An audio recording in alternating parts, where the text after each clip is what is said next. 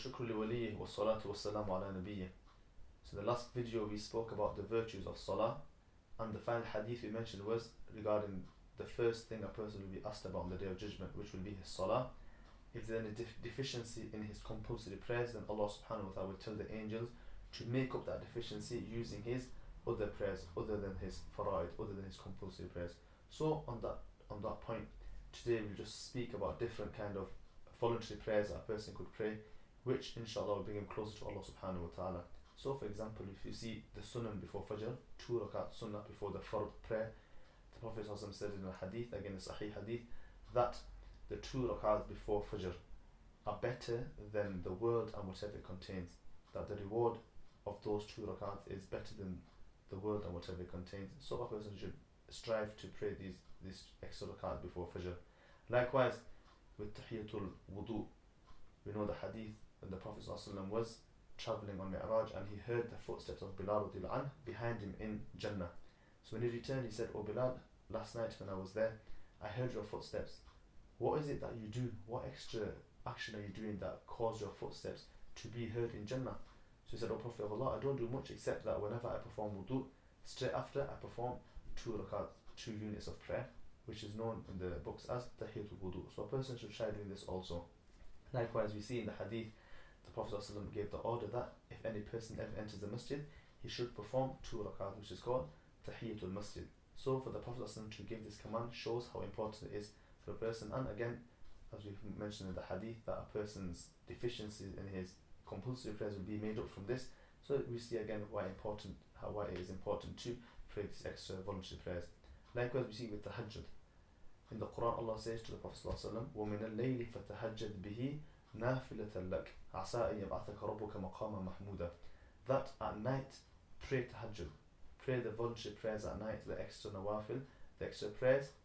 It is possible, or it is hoped for you that, O Prophet of Allah, that you will reach Maqam Mahmud, you will reach that high level of Jannah by performing tahajjud prayers. Again, shows the state of the Prophet ﷺ that he will be given Maqam Mahmud, but to reach that, Allah subhanahu wa ta'ala says, is for you to perform the extra prayer. So for a person to get closer to Allah subhanahu wa ta'ala, to get a high level in Jannah, he should pray the tahajjud prayer. And now we are in Ramadan, we have even more incentive.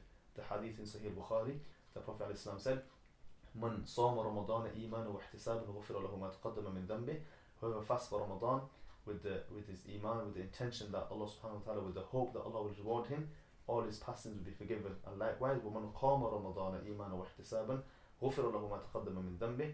That if a person was to stand and pray in the nights of Ramadan, pray extra nawafil prayer, and pray to Allah subhanahu wa ta'ala, and perform the extra salawat, then his past sins will be forgiven. So it's very important that we try to make something for our hereafter, and try to get something ready for the hereafter. So if there is a deficiency in our prayer, which there probably will be, because none of us pray as perfect as we should be praying, none of us does that. So if there will be any deficiency, it can be made up with the extra prayers. Obviously, we spoke about the importance of Salah in the first video and the virtues of Salah. So obviously it makes sense that we speak regarding what is the punishment, or what is the ruling for the person who doesn't pray the Salah. So firstly, before I go on to what the Quran and the Hadith mention, I'd like to just clear up some misconceptions, which is obviously we have a lot of people, because Salah is such an important action, such an important part of our faith, part of Islam, that if a person doesn't pray Salah, then others want to encourage him to pray Salah, or to frighten him from don't miss the Salah. So they will mention a hadith, or not a hadith, but they mention something and say, look, this is the punishment for missing Salah. So it's very famous that a person has 15 punishments if he doesn't pray Salah, 10 in this world, 5 in the hereafter. Or if a person doesn't pray Fajr, the light's taken away from his face, and if he doesn't pray Dhuhr, then the barakah of his sustenance is taken away, etc., etc. These have no basis. Or for a person that if he misses Salah, one Salah, he will get 700,000 years in hell, etc. So these have no basis in the Quran, the Hadith, because for a person to stipulate a punishment, he has to have an evidence from the Quran or the Hadith. So for example, the person who breaks the fast deliberately, the punishment for that is that he keeps 60 consecutive fasts. This can be found in the Quran and the Hadith. So because this is something set up by Allah subhanahu wa ta'ala, Allah subhanahu wa ta'ala is the legislator who gave the commands, so Allah subhanahu wa ta'ala is the one who will also give the punishment for those who don't pray the Salah or don't act upon his commands. So it's very important that we tell people about Salah, praying Salah, we warn them about missing Salah. However, we stay within the limits and we don't make something up, because this will cause us to fall into the hadith where the Prophet ﷺ said, again the hadith can be found Sahih Muslim, Man kadhaba alayhi muta'ammidan falyatabawwa maq'adahu min nar, that whoever lies about me, makes falsely attribute something to me knowingly, he knows for the fact that this isn't true, and and he just says it without checking it out or without seeing the reference for it. He just says something. The Prophet said that if you miss Salah you will get this many years in hell. Then فَلْيَتَبَوَّأْ مَقْعَدَهُ مِنَ النَّارِ, then he should know, then he should be prepared for his place in the fire of hell. This is a Sahih hadith, authentic hadith. So very important that we don't fall into this. And anyway, we don't need to go into fabricated things or something made up when the Quran is very clear. Allah says regarding the people of hell, the sinners in hell, when they will be in hell, the people ask them, why are you in hell? Why have you been put into hell? So what is the first answer they gave? قَالُوا لَمْ نَكُ مِنَ الْمُصَلِّينَ. The first answer they gave, that they will say, we never used to pray. We never used to pray our salah. So we don't need to look into the things. This one ayah is enough for us. This one ayah, or for example in the Quran, in the hadith, the Prophet says that a person who leaves salah deliberately is a kafir.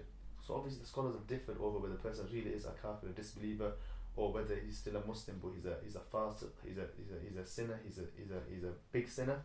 The scholars have differed on this, and the authentic, the most wide accepted view is that the person is still a Muslim, however he's a fasiq and he's a sinner and he needs to return to Allah subhanahu wa ta'ala. So things like this, or where the Prophet said that there's nothing between a person and kufr, there's nothing between a person and disbelief except the salah. The salah is a barrier between him and kufr. So these kind of things are enough for us to know the importance of salah and to understand the virtues of salah, which we covered in the second video. And it should be inshallah enough to encourage us to pray salah on time, to pray salah all the time, and to pray salah as we're being ordered by Allah subhanahu wa ta'ala. Jazakumullah khair.